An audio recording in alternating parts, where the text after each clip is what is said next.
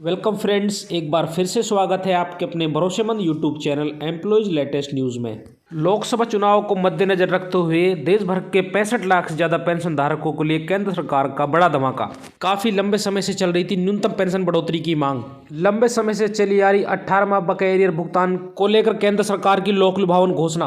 करोड़ों केंद्रीय कर्मचारी पेंशन भोगी लंबे समय से कर रहे थे इंतजार। वेतन पेंशन में बम्पर उछाल के साथ पेंशन भोगी और कर्मचारी खुशी का ठिकाना नहीं। फिक्स मेडिकल अलाउंस को लेकर गुड न्यूज। एक बार फिर फिटमेंट फैक्टर ने लिया जबरदस्त मोड़। 3.68% होने पर न्यूनतम वेतन 18,000 रुपए से बढ़कर 26,000 रुपए। एसपीआई इंडेक्स ने फिर मारी बाजी डीए बम्पर उछाल के साथ। जानेंगे सभी खबरों को विस्तार से। सबसे पहले वीडियो को लाइक कर दीजिए, क्योंकि एक लाइक ही हमारी मेहनत का फल होता है। साथ में चैनल पर फर्स्ट टाइम विजिट किया तो चैनल को सब्सक्राइब करके बेल आइकन दबा दीजिए, ताकि कर्मचारियों, पेंशन और जवानों से संबंधित वीडियो को नोटिफिकेशन आपके पास पहुंचे सबसे पहले। तो चलिए जानते हैं खबरों को विस्तार से बिना किसी देरी के। सबसे पहले बात कर लेते हैं पेंशन बढ़ोतरी को लेकर आई गुड न्यूज की। केंद्र और राज्य सरकार की ओर से लाखों पेंशनरों को समय समय पर कई तरह के तोहफे दिए जाते हैं। वैसे तो केंद्र और राज्य सरकार की ओर से लाखों पेंशनरों को समय समय पर कई तरह के तोहफे दिए जाते हैं। अब राज्य सरकार ने पेंशनरों को एक और खुशखबरी सुनाई है। केंद्रीय कर्मचारियों को 3 बड़ी जबरदस्त खुशियां निकलकर सामने आ चुकी हैं। इससे उनकी सैलरी और पेंशन में जबरदस्त उछाल देखने को मिलेगा। साल 2024 के कर्मचारी और पेंशनरों के लिए काफी महत्वपूर्ण रहने वाला है, क्योंकि साल की पहली 6 माह में कई बड़े बदलाव होने वाले हैं। लोकसभा चुनाव को मद्देनजर रखते हुए सरकार का पूरा ध्यान इनकी तरफ रहेगा। पहली खुशखबरी की बात कर लेते हैं। अब राज्य सरकार ने पेंशनरों को एक और खुशखबरी सुनाई है। अब से आपकी पेंशन साल में 2 बार बढ़ाई जाएगी, एक बार जुलाई और दूसरे जनवरी में। जुलाई महीने में आपकी 5% पेंशन बढ़ाई जाएगी, जनवरी महीने में आपकी 10% की बढ़ोतरी की जाएगी। यानी इस हिसाब से कर्मचारियों की पेंशन में हर साल 15% की बढ़ोतरी देखने को मिलेगी। लेकिन उससे पहले आपको बता दें कि इससे राज्य सरकार के कर्मचारियों को कोई फायदा देखने को मिलेगा। राजस्थान सरकार ने न्यूनतम आय गारंटी कानून लागू कर दिया है।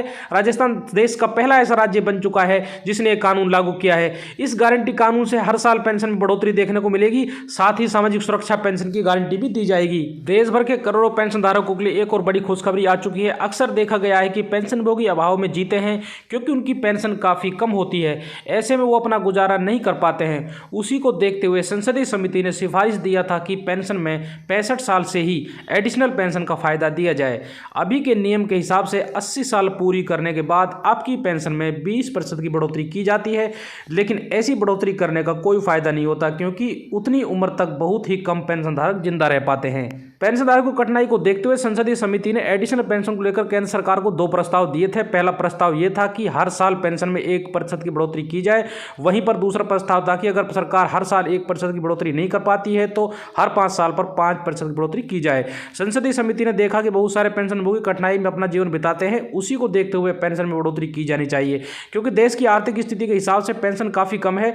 दूसरे देशों में पेंशन धारकों को बहुत अच्छी खासी पेंशन मिलती है, लेकिन भारत में पेंशन की मात्रा दर बहुत कम है। ऐसे में पेंशन भोगी अपना जीवन कैसे बिताएंगे, उसी को लेकर संसदीय समिति ने केंद्र सरकार के पास प्रस्ताव भेजा। देश भर के करोड़ों केंद्रीय कर्मचारी पेंशन धारकों के लिए साल 2024 की पहली गुड न्यूज, महंगाई भत्ते का नया आंकड़ा जारी हो चुका है। अच्छी खबर यह है कि महंगाई भत्ता 50% का मिलना लगभग तय माना जा रहा है। पिछले आंकड़ों तक की महंगाई भत्ता इसके करीब पहुंच चुका है। रिटेल और थोक महंगाई दर में जबरदस्त उछाल का इशारा मिल चुका है।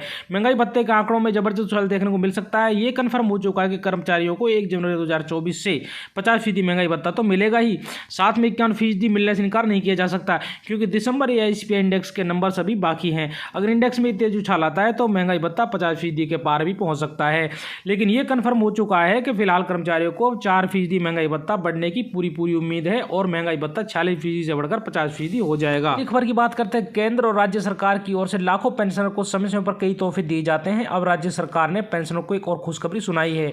अब से आपकी पेंशन साल में 2 बार बढ़ाई जाएगी। जुलाई महीने में आपकी पेंशन में 5% की बढ़ोतरी और जनवरी में आपकी पेंशन में 10% की बढ़ोतरी देखने को मिलेगी।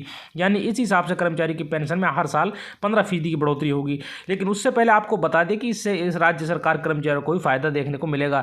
राजस्थान सरकार ने न्यूनतम आय गारंटी कानून लागू कर दिया है। राजस्थान देश का ऐसा राज्य बन चुका है जिसने ये कानून लागू किया है। इस गारंटी कानून से हर साल पेंशन बढ़ेगी, साथ ही सामाजिक सुरक्षा पेंशन की भी गारंटी दी जाएगी। अगली खबर की बात करते हैं। अटल पेंशन स्कीम से मिलने वाली राशि में लंबे समय से बढ़ोतरी की उम्मीद जताई जा रही है। 1 फरवरी को पेश होने वाले बजट में इस स्कीम से मिलने वाली राशि में बढ़ोतरी हो सकती है। मीडिया रिपोर्ट्स में दावा किया जा रहा है कि अंतरिम बजट में सरकार पेंशनधारियों की मांग मानते हुए इसका पैसा बढ़ाने की दिशा में सोच सकती है।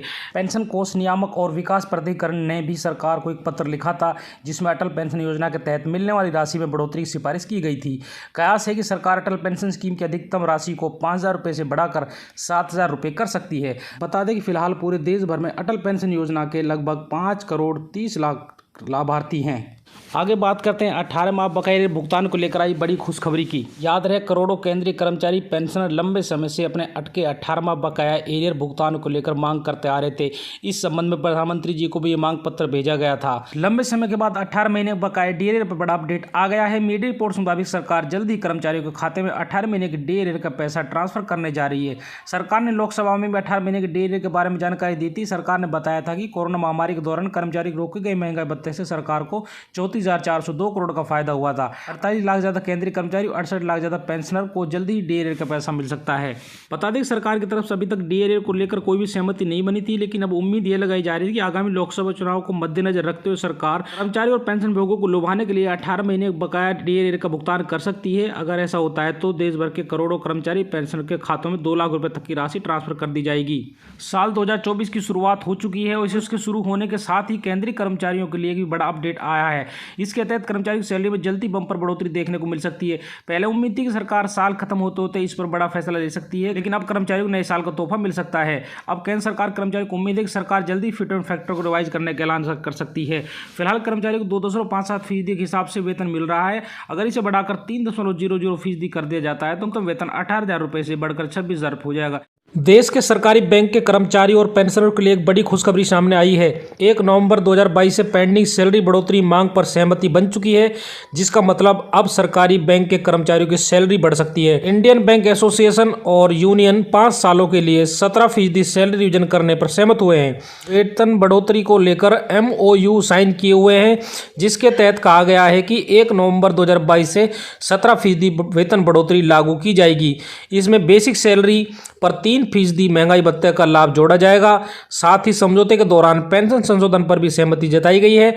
वहीं एसोसिएशन ने बैंकों में 5 दिन काम को लेकर भी सहमति जताई है। अगली खबर की बात करें तो फैमिली पेंशन से संबंधित बड़ी खबर आ चुकी है। केंद्र की मोदी सरकार ने महिला केंद्रीय कर्मचारियों को बड़ी राहत दी है। महिला सरकारी कर्मचारी अब अपने बच्चों को फैमिली पेंशन के लिए नॉमिनेट कर सकती है।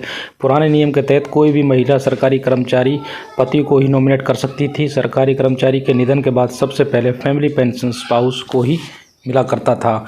उसके बाद बच्चों को फैमिली पेंशन मिलने की बारी आती थी। कार्मिक लोक शिकायत एवं पेंशन मंत्रालय ने बताया कि CCS पेंशन रूल्स 2021 के नियम 50 के सब रूल 8 और 9 के मौजूदा प्रावधानों के मुताबिक यदि किसी मृत सरकारी कर्मचारी या पेंशनभोगी के पति या पत्नी परिवार में है तो पहले पति या पत्नी को पारिवारिक पेंशन दी जाती है। मृतक सरकारी कर्मचारी या पेंशनभोगी के पति या पत्नी पारिवारिक पेंशन के लिए अपात्र होते हैं या उनकी मृत्यु हो जाती है, उसके बाद ही बच्चे एवं परिवार के अन्य सदस्य पारिवारिक पेंशन के लिए हकदार होते हैं।